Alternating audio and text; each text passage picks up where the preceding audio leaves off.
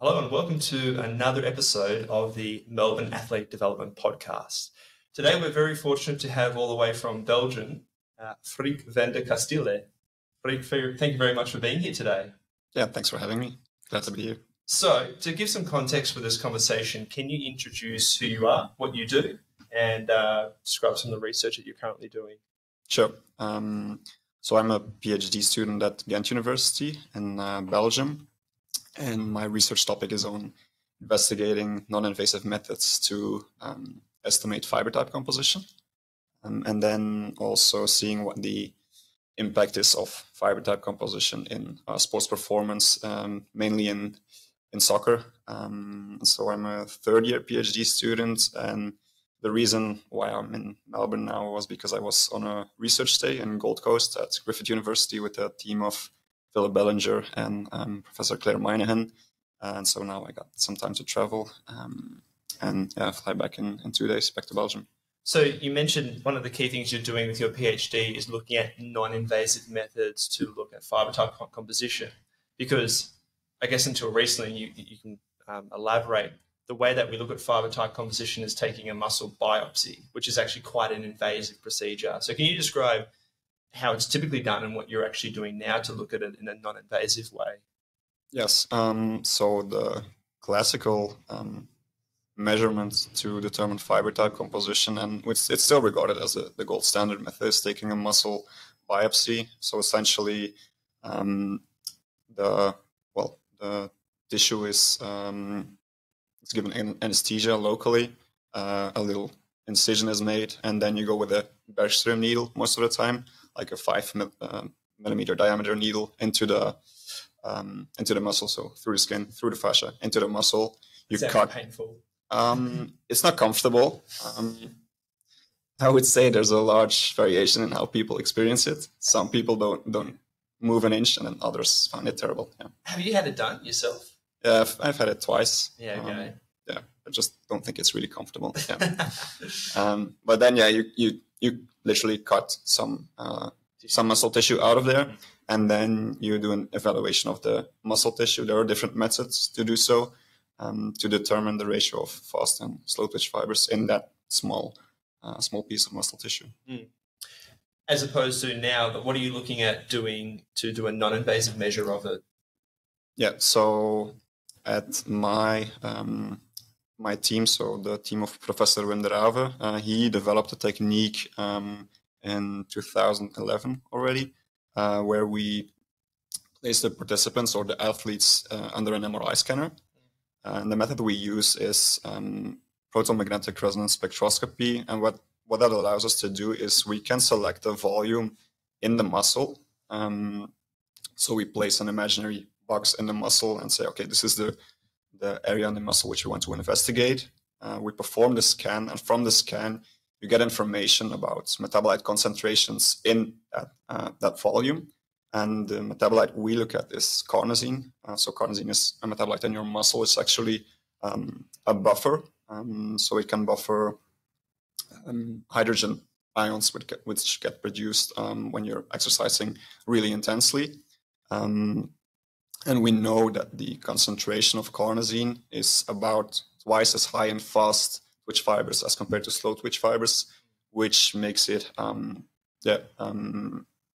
you can look at it as an estimator for muscle fiber type composition. Yeah, you mentioned the gold standard being still taking the biopsy, but how accurate do you feel that this method is? And do you think that level of accuracy is acceptable given the payoff that you get from not having to actually cut out tissue? I would say it doesn't really. And the reason is because it's a really variable method. Like, first thing, you're only looking at like a really minuscule piece of muscle, and only looking at a few hundred fibers, whereas the total muscle is composed of multiple hundreds of thousands of muscles. So it really depends on which fibers did you take out of the muscle and did you evaluate, and you're only looking at like less than 0.01% of the total muscle. And we also see it when we take multiple biopsies in one muscle from There the is same variability. participants, there's a large variability. Yeah, I was going to say based on whether it's more superficial or deep or proximal or distal. Yeah, so what we see is that like proximal and distal doesn't really matter. Like there's no systematic difference. There's a lot of variation, but it's not that proximal is faster than distal. And then deep and superficial, the research is a bit more, there's not really a consensus, but some research indicates that the more superficial parts are faster than the deeper parts. Mm. Why do you think that is? Good question. Yeah.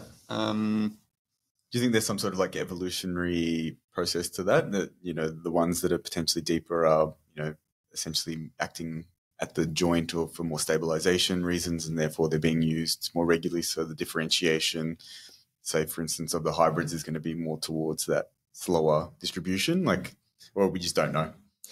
That might be the case. I mean, it's just forming hypothesis about that because you probably can't really know. Yeah, exactly. But I think that's a good hypothesis. Yeah. Because depending on the structure of the muscle, some parts might have a different function, like within one muscle. So that could be a reason. Yes. Yeah. Yeah. One question I think of, and this goes back to some of the more classical research in muscle physiology, is for a long time it seems that muscles have been classified as either fast twitch or slow twitch. You know, that the soleus is more of a slow twitch dominant muscle versus, say, the sartorius is a good example. Is that accurate, or are we not actually appreciating that muscles are much more adaptable than that, and we see a lot of variability from person to person in their fiber type composition? I actually think both are true. Like there are more slow and more fast twitch muscles, but then there's also large differences between people. So on average, if you like perform 100 biopsies on 100 different people in soleus and vastus lateralis, on average, soleus will be slower than vastus lateralis. And probably in all people, but then the range in the absolute values for soleus and vastus lateralis will be really large. Yeah. Sure. So yeah, the key thing there is the range in terms of the variation. Yeah. And you obviously see that associated with certain types of athletes. So you'd expect, say, a sprinter versus a distance runner to have that different composition in their fiber type profile. Yeah. So already in the 70s, I guess giants in exercise physiology, Ben Saltine, David Golnick, David Costello, Philip Golnick, like they performed biopsies on high-level athletes, and they already saw then that like the accomplished sprinters, they all had faster fiber type compositions, and the other way around for the long distance runners. So we confirmed that as well with our non-invasive techniques in track and field, in cycling, for example, that we really can differentiate the high-level athletes based on their fiber type composition. Like you can see the difference between the different disciplines. So you might actually say that to really excel and get to this elite level in some sports, it might be really important or even required. Actually, one other thing too I think about with classical muscle biopsy is, I know traditionally they did the histochemical staining to look at whether it's a more fast twitch or slow twitch, and they looked at that sort of hybrid, like type 2A. And then they went into looking at using gel electrophoresis, because that then gave you a much better understanding that there's a lot more of a spectrum with hybridization of certain muscle fibers having a combination of type 1, type 2A, type 2X potentially. Mm-hmm. With the non-invasive method of looking at the magnetic spectroscopy for carnosine content, can you actually get that nuance, or is it more just giving an indication of predominantly more fast twitch compared to slow twitch? Yeah, good question. With the carnosine measurements, so what, as I said, we just look at the volume and the carnosine concentration in that volume. So you can't really discriminate different fibers. So it's not possible to identify the percentage of 2A, 2X hybrids, for example. And as you mentioned, one of the first methods was the ATPase histochemistry to determine fiber type composition. And with that method, it was also not really possible to reliably detect the hybrids, whereas with the gel electrophoresis, If you do it on a homogeneous sample, which essentially is just like you take the biopsy, you make like a little soup out of it, and then you do the gel electrophoresis, you can see, okay, in this sample, there was that much percentage type 1, type 2A, type 2X, but you still don't know if there were hybrids or not, because you just made a soup out of it. So the way to know the how many hybrids there were is you just dissect all these different fibers from your muscle biopsy sample. And then for each individual fiber, you run the gel electrophoresis. And that way, you know, for each fiber, this only has myosin heavy chain type 1. It's a pure type 1 fiber, or it has type 2A and type 2X. It's a hybrid fiber. With this non-invasive method, is it only being used in research, or are you starting to see people use it clinically to try and profile an individual athlete to get an idea of, say, their injury risk profile and potentially like their training, how you train that individual? Yeah, so we've been using the technique both for research, but then also in high-performance sports settings. So we're working together with a team of the First Division Soccer League in Belgium. So they regularly scan their players, and then they can use it either to try and adapt some of their training programs according to the muscle typology is the term we use for fiber type composition assessed with the scan. So based on their muscle typology. Yeah. Based off that, like we spoke about it briefly before we started, but I think one of the things that both yourself and the group that you're working with, the work that you're doing is very interesting because you're doing it not just from a basic science point of view, not just trying to get an understanding of what the muscle physiology is and this new technique. You're very much trying to translate that into a practical setting. Can you describe how you've been using it and what you think? Yeah, I know we're not 100% there yet, but where you think it might end up going, this kind of technique, and what it might be used for? Sure. So I think determining the muscle typology with our technique has two really big applications. The first one is talent orientation and transfer. Like, for example, one of my colleagues, Jonas van de Casteele, he's now writing a manuscript on a data set that we collected from already 10 years ago, like scanning these young athletes, like 16-year-old track and field athletes. And then we followed their performance over the years and see where they ended up. And then you get NAFI-TM? Sorry? Did you get NAFI-TM? No, we didn't get her, unfortunately. That would have been interesting. No, but we do have a large database of Belgium, but also foreign elite track and field athletes. The Bollés? No, also not the Bollés. Come on, eh? And also, I can tell you if we scan someone or not. You can say no. We should get it. Go on. So the interesting thing is now we can, like, after these years, you can look and this guy, he performed in the discipline that his muscle typology was suited for, or no, he was really a mismatch for that discipline.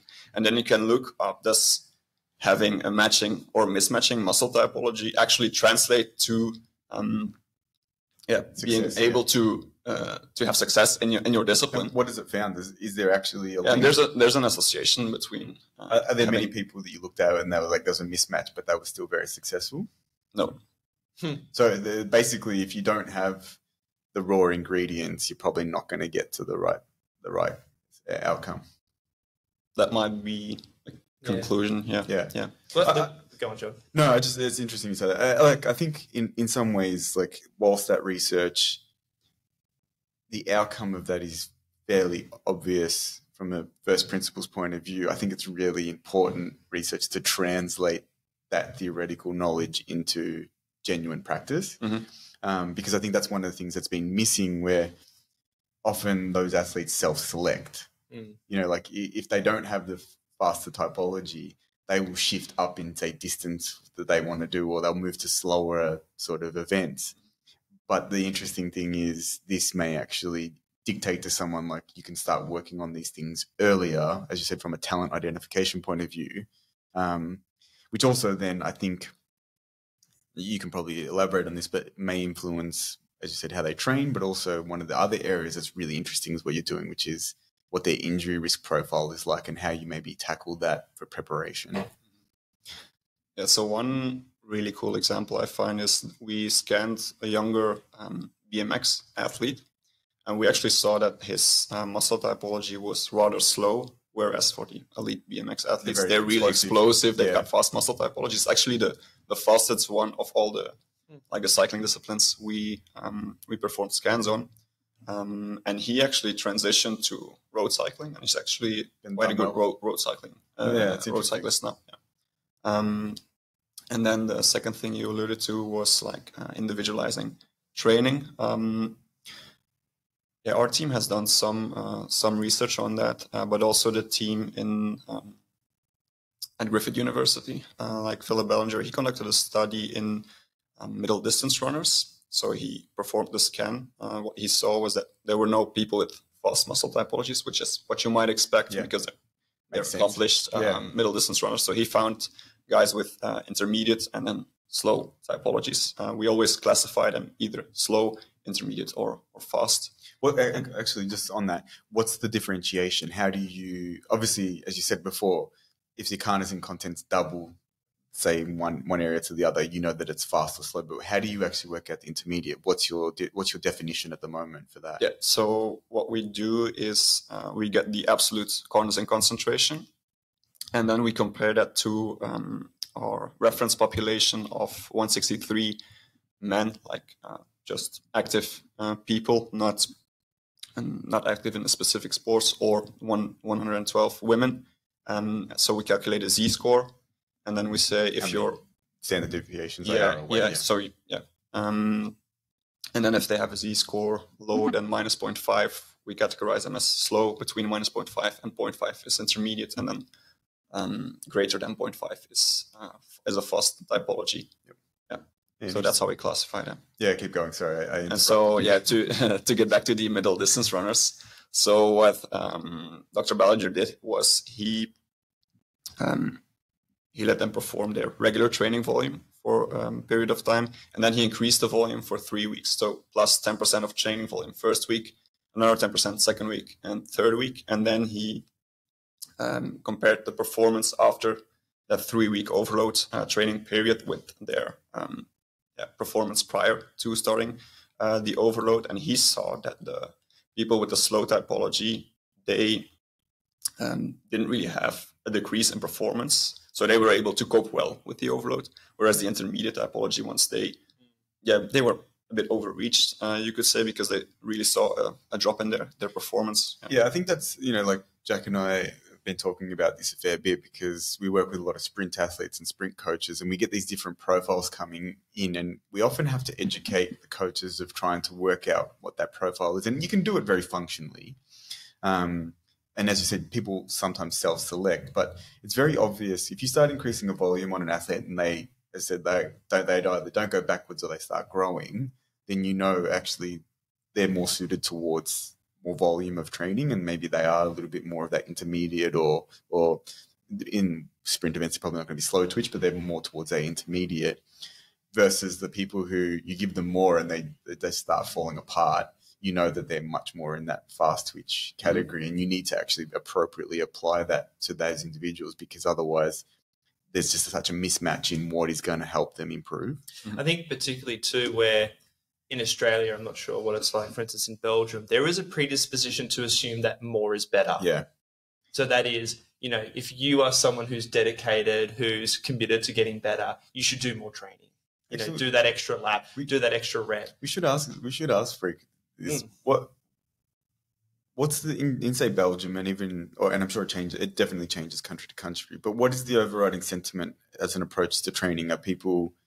Is it all about work hard? Is it do as little as possible? Work smart. We're lazy, work smart? What's the general, because we'll explain the Australian one to you, but do you mean like in general population or like the high performance? I guess actually both. It'd be interesting to hear both perspectives.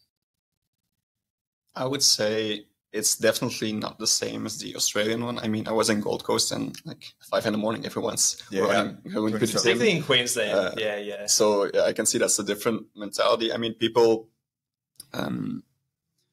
appreciate you and admire you if you're active and you're into sports, and but it's not really the more the better. Because like you would know this, even you're a fan of football. Yeah. All right. So obviously Soccer. Yeah, football. Belgium is obviously a very, very highly rated team internationally. Australia, not so much. But if you play Australia, you know that we're going to run all day. Our skills are shit, right? Our tactics so-so. But it's going to be very physical, and we are very, very, very well conditioned. And the reason that not only we have that is our mentality in Australia, it comes actually a little bit to do with our general cultural approach, which is the worst thing you can be in Australia, I think, is a dole bludger. What's that? Someone who doesn't have a job and just gets welfare from the government. Okay. Right? And because of that, like, it's very heavily embedded into Australian culture that you work hard. If you work hard, you're a good person. Right? People work a lot. We don't rest enough. We like vacations and things, but we're very much people that, like, when you work, you try and work hard. There's a real badge of honor for busyness to say, I've done 100 plus kilometers of running this week, and I swam, 15 kilometers, and I rode 200 kilometers. It's very much a volume game, as opposed to if you said to someone, "Oh, yeah, I squatted 2 times my body weight today in the gym," they look at you going, "What? Is that good? Is that relevant?" So there's very much a culture towards the way if someone runs a marathon, that's a good achievement. Honor, yeah, it's a good achievement regardless. But as opposed to saying, "Oh, yeah, I ran 10.5 for 100 meter," again, they look at you going, "Is that significant? Is that useful? Yeah. Is that right?" So it's more about the work you put in rather than like the output. Absolutely, exactly. And it's a really interesting thing is that very heavily influences the way that we approach training and sport. So a lot of our coaches across all sports have the mentality that you do as much as you can possibly do, right? Which that's probably not the best approach. Well, but it works in some environments. It works in some environments. So, for instance, like Australia in particular, say like our distance running at the moment is doing quite well. Internationally, we've got a lot of athletes doing quite well, and part of that I think is because we have that foundation of that mentality. But our sprint events have been poor for a really long time. Now we have patches of success, but a lot of it I think has to do with this mentality of the coaches not thinking smart or profiling to the level that you're discussing. They're actually just like, oh, if we do more of what was working, that will be better. And it's not necessarily the case. And I think, I mentioned to you before, it was a very foreign concept to people. And I think it is changing a little bit. The younger people are very lazy, and that might be a good thing in some ways. But, they spend a lot of time in Italy during the European track season. And it's like, it's very obvious, like La Dolce Vita. They just want to sit around and do nothing, right? They want to sit in the sun and drink their spritz and enjoy themselves. And that in many ways is not necessarily the way that we think about the culture affects, I think, the preparation for sport. And even, for instance, we notice this. The reason I bring this up is because not only does it influence training, I think it heavily influences the way that we approach rehabilitation. So I don't know if you've seen that difference. In places like Australia, rehabilitation is a very active thing. When I was in Italy, like someone told me they got injured and they just like took a couple of weeks off. And I was like, I don't know if that's the best approach, but that was their mentality. It was like, oh, I'll just take a couple of weeks off and I just get lots of like very passive therapy. And then I just started training again after a few weeks.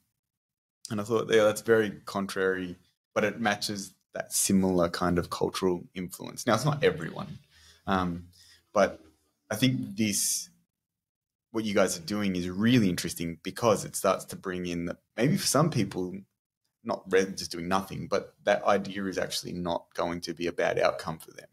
Yeah. So I think in general, if you work in as a coach or as a coach in a high performance setting, it's really important to get to know the profile of your athlete. And most of the time that goes through trial and error. You just work together with the athlete for a couple of years and you get to know him better, what works, what doesn't. And then estimating the muscle typology might be a quicker way to... Can I ask you, how long does this process take? The scan? Yeah. 25 minutes. And then after you've done the scan, how long before you've got the results? And you can interpret I can do I can do the analysis the same day. Awesome. So it's a quick process. It's a quick process, yeah. And you said they're doing this in Queensland as well? Yeah, so the two main sites we're doing it is at Ghent University and then Griffith University, and actually in just across the border in the Netherlands, there's another facility in Sluis, and that's actually one where just people or athletes who are interested in performing the scan, they can contact us. They either go to Ghent or Sluis, they perform the scan. Can I, for some of my athletes that I coach, can I send them up to Queensland to get the scan done? You would have to contact Philip Bellinger or Claire Meinhan for that, because they've I think only done it for research purposes now. So either it would have to fit in one of the research projects, we'll just pay them, or you would have to pay them, which they haven't done before, I think. But it might be possible. Who doesn't like money? Yeah. But do you see it in the future where it will become much more commercially available? Because this is something that John and I have spoken about before with training interventions, whether it's from a rehab or high performance standpoint, is starting to be a bit more nuanced and tailored with how we program interventions. And part of this is about understanding muscle fiber typology. And there's things that we perhaps can think about clinically that are related to someone's muscle fiber profile. But obviously, if we can start to quantify it, it really helps to make it very clear about what type of an athlete that would be. So is that something that you think will happen over time, that it will become more commercially available to general population? Yeah, so maybe like 3 years ago, that was really the way we wanted to go, to make it commercially available. And I mean, people can contact us to get a scan performed, and we deliver them the results and some advice. But then recently I conducted a study in which we also looked at different non-invasive techniques, sometimes a bit more easy to assess. And eventually we probably want to put out some kind of framework that says if you want to estimate fiber type composition and you only have these methods to your disposition, you'll be able to quantify it with this level of certainty or uncertainty, but you might be, yeah. Some of the research you and your team have been involved in is looking at muscle fiber typology in football, and looking at the association with things like fatigue through a football match and also injury profile. Can you talk a bit about some of the findings from your research and some of the clinical implications you think it has? Yeah, sure. So my co-supervisor, Dr. Eileen Levens, she conducted a really cool study in which she prospectively monitored like over 100 football players, a team in the Belgian First Division and then one in the English Premier League as well. So she estimated fiber type composition in those players and then looked at hamstring strain injuries over 3 seasons. And the most important finding was that the players with a fast typology, they had a 5.3 high risk of sustaining a hamstring strain during those three seasons. And at the moment, what's your interpretation of that? So there's a few potential mechanisms behind it. The first one would be that fast twitch fibers in itself, they're less robust than slow twitch fibers. That's something I never quite understood, in the sense of I would have thought they'd need to be more robust because they're obviously exposed to potentially higher magnitudes of force. Well, the first thought that I have, and this is why I asked that, is that the reason that the risk is higher is because they're actually being trained incorrectly for their typology.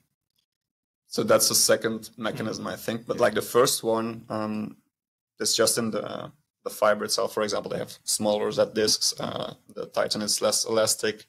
So if strain is imposed on those fibers, they might be less resistance to the strain. And then, as you said, they contract faster. They produce a higher power. So you even increase the imbalance between the strain and the tolerance to strain.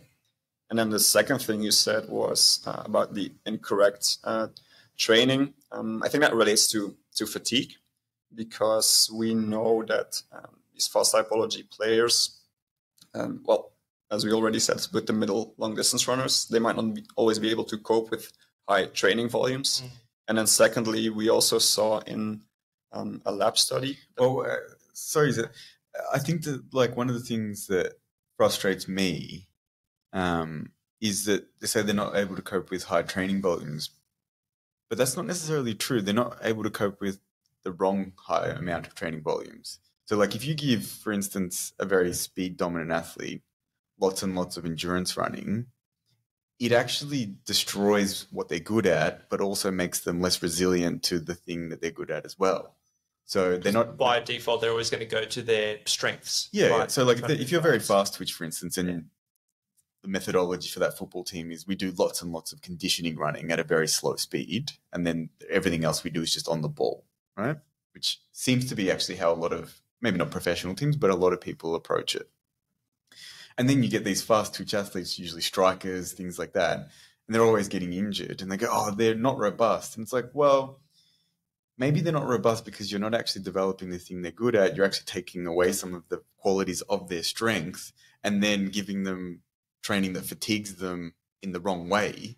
And so you haven't actually built up the qualities that they need to actually carry out the job that they're imposed to do in the game. One thing I was going to ask, I'm throwing a lot of questions Sorry. at you at the moment, because I was going to, you brought something that you mentioned then is the other thing I remember from that study is when you look at categorizing like the attacking versus midfield versus defenders, you tend to think of, say, attacking strikers being more fast twitch dominant, but that study didn't actually find that, did it? It found actually there was quite a bit of variation with regards to position and fiber typology. Yeah, so in that study, we didn't find differences, and we only looked at attackers, midfielders, defenders, and goalkeepers, so 4 categories. But it's actually more nuanced. I mean, you have like the center strikers, and then the wingers, and then you have central midfielders, wide midfielders. And so we did that vary when you. So we investigated that again with 6 positions now, and we still didn't find significant differences. So we think that because there's so many other factors determining how well you perform as a soccer player, technique, tactics, everything else, that it doesn't really determine for which position you're most suited for, or at least it's not a determining factor. Yeah, for the position. That makes sense. Yeah. Well, I was going to say that maybe because we've thrown about 3 or 4 questions at you without giving you an opportunity to answer, but like going back to your point, John, about that mismatch between training for the individual phenotype. I don't know if have you even explored that yet in terms of your research, or is it something that anecdotally you've observed particular patterns? Yeah, so I think it's a good comment that saying high training volume, high volume training and low volume training, it's not nuanced enough. No, I agree. And maybe these fast typology athletes need more rest in between their sets and more high burst activities. But it's really hard to investigate or to conduct good studies. Yeah, I understand. Yeah, because it makes it a bit complex. It's probably not being done in the training setting yet because you're trying to establish even the foundation for why they maybe would, start to profile and then separate these groups into different sort of training methodologies. They're probably not doing that yet, so it's hard to know, would that make a difference to, say, the prospective, injury profile and what happens? Yeah. So maybe to get back to the injury, the sort of first potential mechanism was that they're less robust, the fast twitch fibers. And then the second one is that we see that fast typology athletes, after high intensity exercise in the lab, so these were 3 Wingate tests. So they did isometric. You guys are mean. 3 Wingate tests. Yeah, no, it's a lot. It's a lot. Even one is. The Wingate's a horrible test. Yeah, I know. But they did 3 Wingates, and before and after they did isometric knee extensions, and so we saw that 20 minutes after the Wingates, the slow typology group, they were up to their normal, like 100% of their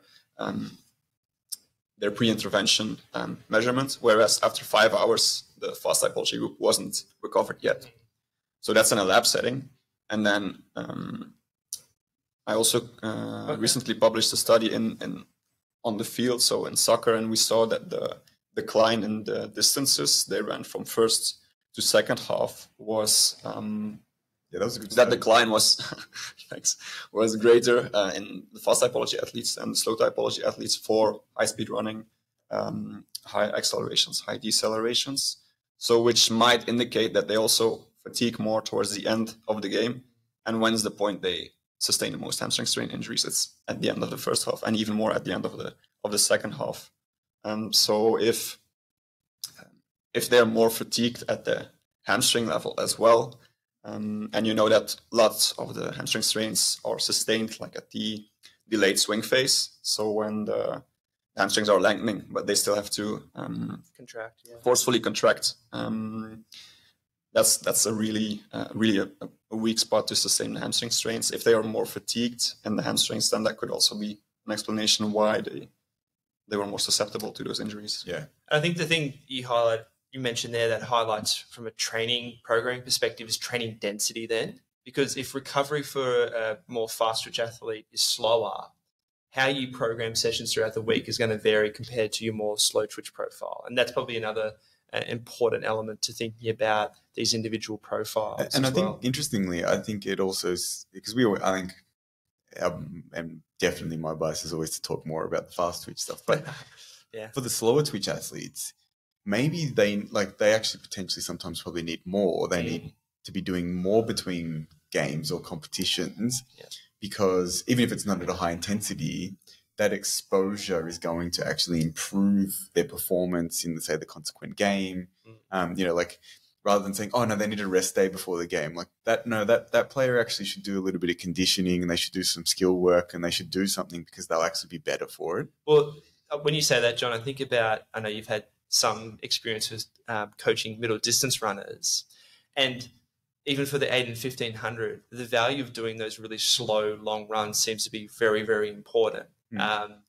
Just from the standpoint of conditioning that slower twitch element, which is obviously very important for middle distance, even though it's not, even though it's a 3 or 5, it's just 2 really to 5 minute race. It's just really interesting looking at those guys. Like I haven't got a lot of experience, but 800 meter runners that I have worked with, the day before a race, they would still go for like a half an hour jog. And it's like, to me, that seems like it would be super fatiguing, because my idea is always do less. But if they didn't do that, they would perform worse. And I think that's something that, like, apologies for the sirens, guys. I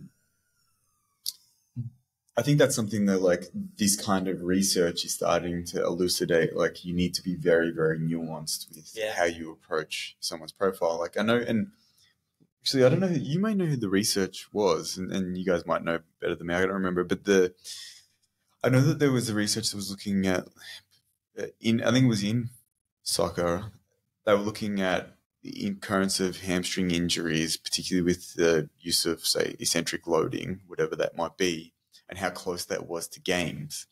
And finding actually that for a number of these teams, exposure closer to the game actually was more protective than doing it further away from the game. And I think that probably is suggestive of some of these profiles. This kind of input was actually useful and was conditioning that tissue to be able to deal with that stress, maybe because they can recover if they are more of that sort of slower fiber distribution. The other thing I was going to mention too is, I know that, is it Henry Hopwood and Phil Bellinger published a similar study in AFL looking at the correlation between muscle fiber typology and fatigue, and again highlighting that your more fast twitch profiles fatigue more quickly. It was a question I was going to ask you, because you say you're into football, soccer. Do you see anecdotally that coaches or general managers will often sub off those really fast twitch profile players, fast twitch athletes more often, because they actually know that their performance is best within that first half or first 3 quarters, and they probably know that from an injury perspective, it's probably better to get them off the field as opposed to making them play the whole game?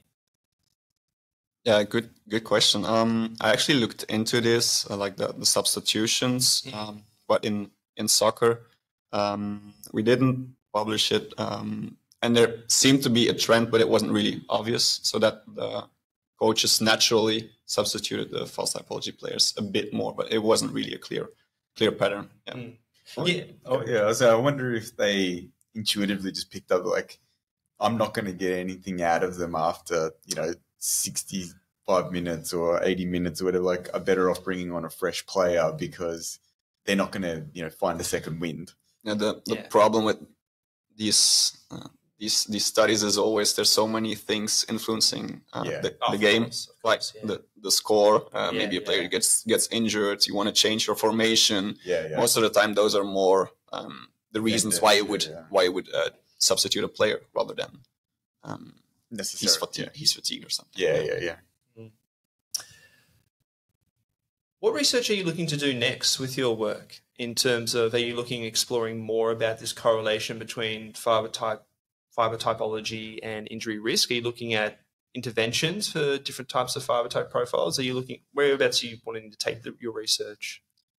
So personally, I've got another soccer study in the pipeline. So now I only looked at decline in match running metrics from first to second half. But there's so much happening in the first and in the second half. So we want to be a bit more nuanced, more detailed, and start from the raw tracking data, and then look at second values, embedded values, to get really the pattern of their match running, and then see if muscle typology is an influencing factor there. And then I also will be finalizing the study I briefly mentioned, in which we looked at different possible non-invasive measurements and compared those to the biopsy measurement. Have you heard of anaerobic speed reserve? That stuff from Gareth Sanford. Yeah. Because again, when we start talking about fiber typology, when you think about anaerobic speed reserve, there's basically two ways you can look at improving that. Either improving top speed, because then obviously everything is relatively easier. Or improving your aerobic capacity. And this is a question to think about, particularly in a team sport like soccer, where you have a variety of different athletes. Do you think that it makes sense then to, for instance, more the fast twitch profiles, to think of, do we work to your strength and build up your speed? Or do we'll work on your weakness and try and build up your aerobic capacity, and vice versa for the slow twitch profile? Do you think about speed, or do you think about building up that aerobic, maximal aerobic speed, essentially? I mean, this is probably more of an anecdotal thing and personal opinion. I want to hear your answer, but I actually think thinking about this I know I'm not going to say anything, but I think your research actually makes it very clear. So I would say go with your strengths. Because it might be that the training you're doing to improve your max speed, if you would do that for the fast typology athlete, although there's no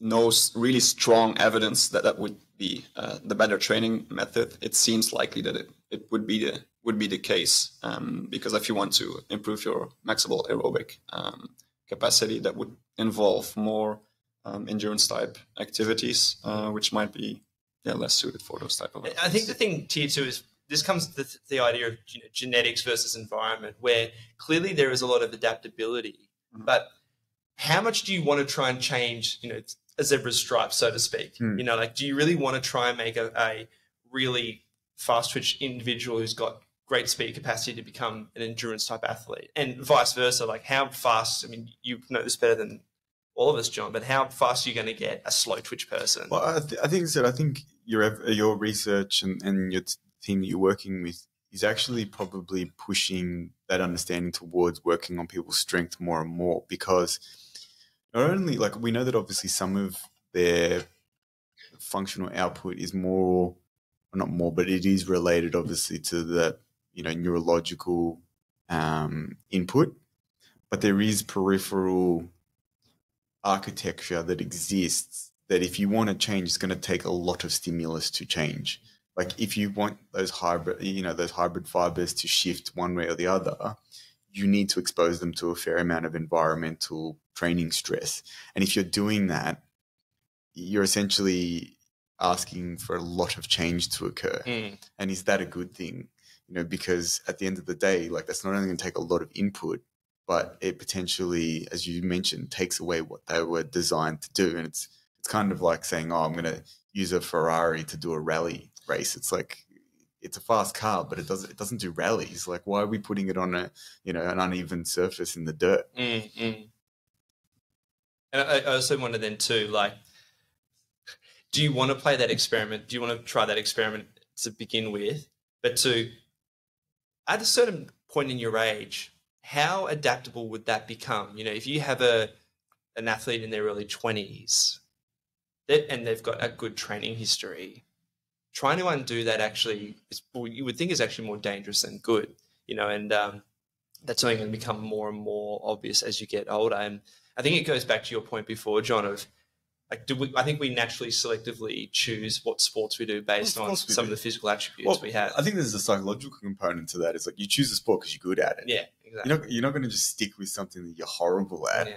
And so it self-selects. And a lot of it, as you said, like the typology probably drives, not so much probably with skill sports. I think with sports like soccer, like it's such a skill-based sport, and how well you read the game and your actual physical ball skills and all those kind of things, that it probably, the typology maybe more selects what position you play and what type of player you are, not so much whether you play the sport. And even not the position. Well, in soccer, I'm saying like that really nuanced type of position. Yeah. Like if you're a striker and you're good at goal scoring because you understand how to set up play. And if you're more slow twitch, you may actually be more of like a holding striker versus someone who's like an Mbappe who's so fast that most of his is like kick the ball over, let him run onto it, score. So yeah, there's different ways of playing in the same position. Yeah. So yeah, it's an interesting thing. And then you, like in swimming, for example, we also don't see it to be a really determining factor if you're like a 50 meter or like an 800 meter typology. Do you think that's got to do with the fact that swimming has a notorious bias towards just doing stupid volumes, stupid loads of volume? I think it's one of the factors. And then also we've seen that more so than the actual distance, the typology was more related to the movement's frequency. And so in running, your stride frequency, the difference between a 100-meter sprint and a 10K or a marathon is much larger, the movement frequency, as compared to like your swimming stroke rate between the 50-meter and the 800-meter, for example. Same for cycling. If you compare BMX or track cycling with road cycling or climbing, the difference is much larger. So that's another reason. And then also you've got the large resistance of the water.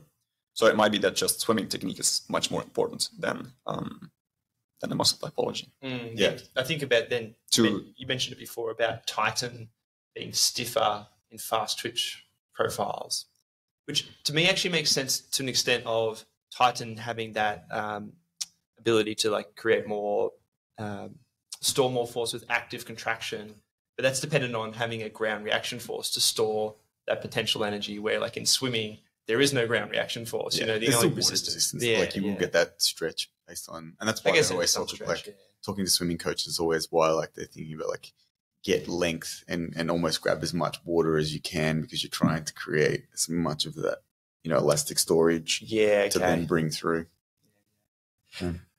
Another question I had, which I'm not sure if you have an answer for or not, is your non-invasive method for looking at fiber typology is about quantifying carnosine. Carnosine is a nutrient found exclusively in animal products. And I was interested to know whether you know of any research showing a correlation between any particular dietary patterns to fiber typology or a shift in fiber typology. Yeah, so our group has done some research in the past on this. And there's one study comparing long-term vegetarians with just regular Western omnivore diet. And like long-term vegetarians means like over 8 years. So really long-term. And there we see that the carnosine content in the skeletal muscles is about 20% lower on average in the vegetarian group as compared to the omnivore group. Is that suggestive that they are more of that slower twitch? That doesn't really suggest anything about muscle fiber type composition, but that's the reason why we exclude vegetarians from all our studies, because it would confound the relationship between carnosine and fiber type composition. Do you think it affects fiber type composition? If it's real, the eating meat or not eating meat, I don't think so. No. Do you think if you like during your development, it would? So if from a child, like you were a vegetarian, say from a child, like a religious reason, like obviously there's Or I think the other one then too is your responsiveness to training stimulus then too. Because carnosine is a buffer that's important for hydrogen ions that will accumulate more so in fast-twitch fibers being more anaerobic. Mm-hmm. If you have more of that available to you, does it then maximize the development of fast-twitch fibers in response to training stimulus, particularly if it's the appropriate training stimulus? I mean, maybe this is all purely speculation at this point. Yeah, I'm not sure, not too sure about that, because I think we'd have to study it, I guess, to begin with. Yeah, and it's difficult to do studies on during puberty and then doing it longitudinally, especially. But we've also seen that short-term vegetarianism, if you change the diet of an omnivore for 6 months to a vegetarian diet, it's not long enough to influence anything about the carnosine concentrations. And then even if you would eat more meat, because you'd say, I want to have more carnosine in my muscles, it doesn't work. It's just not enough carnosine in there. You would supplementation? You have to take Beta-Alanine, and then you can really increase carnosine in your muscles. And does that have an effect on that content? It does have an effect on the carnosine content, but it doesn't have an effect on the fiber type composition. And so again, that's why we exclude people who take Beta-Alanine from all our studies. Yeah. And when you say that, so there's no evidence to suggest that even long-term carnosine used through Beta-Alanine would affect, say, the training adaptations that Jack mentioned? I mean, Beta-Alanine is one of the acknowledged supplements that really work, especially for all-out exercise intensities from 1 to 4, 1 to 10 minutes. So really intense exercise. So, I mean, it works, because the other one I think of that has been obviously very well studied is creatine. And it's interesting is that creatine has a more positive response in vegetarians, because creatine you do get exclusively in meat. Like your body can synthesize it, but it seems to be one of those things that you can't synthesize enough unless you maximize by getting more within your diet. And the biggest responders to creatine are people who don't eat meat, i.e. vegetarians. So hence my interest in carnosine. It'd be really interesting because obviously whether we can get to that point of working out whether it does alter the adaptation in the sense of okay, I'm a distance runner, I am actually going to go more towards a plant-based diet because it's going to maximize my adaptation. Not that you maybe eat zero meat, but you're trying to have a lower carnosine content, and then opposite end there's I want to be really fast twitch, then I'm going to up my carnosine. Or again, I wonder if it's actually something that we select to naturally. Like people who do respond more to, say, a plant-based dominant diet are potentially more of that slow twitch type profile as opposed to. And again, this is all speculation. I have no idea, but I wonder if it is somewhat pre-selected. They're interesting questions though, because I think it's a thing that we're always looking for. If you can profile and then put all of the structures around to support that profile, can we really maximize both performance and injury risk? Yeah, and again, diet's an interesting one because there's obviously so much controversy and differing opinions, but clearly some people do feel better when they eat less meat versus, and there's some people feel better when they eat more meat. So I don't know, there's probably so many factors related to that, and including gut health and things like that too. But something to consider. Was there any more on your list, Jack, or should we ask Freek the main question? The main question. Yeah, well, look, I mean, is there anything else that we haven't touched on, Freek, that you'd like to share with us? Yeah, particularly because you're obviously a lot more familiar with your research than we are. Are we talking research-wise? Research-wise. Well, I think for my PhD, the most exciting one will be, the study I touched upon 2 times now, because it will cover lots of non-invasive techniques in one study, which almost hasn't been done before. And it also, for each participant, we took 4 biopsies because, as we said previously, there's a lot of variability between fiber type composition and between biopsies in the same muscle in the same participant. So we took the 4 biopsies to take out out some of those sampling variability. Was that in the same muscle you did? That was 2 times vastus lateralis and 2 times gastrocnemius medialis to get like an even more proper profile of skeletal muscle fiber type composition of the lower limb muscles.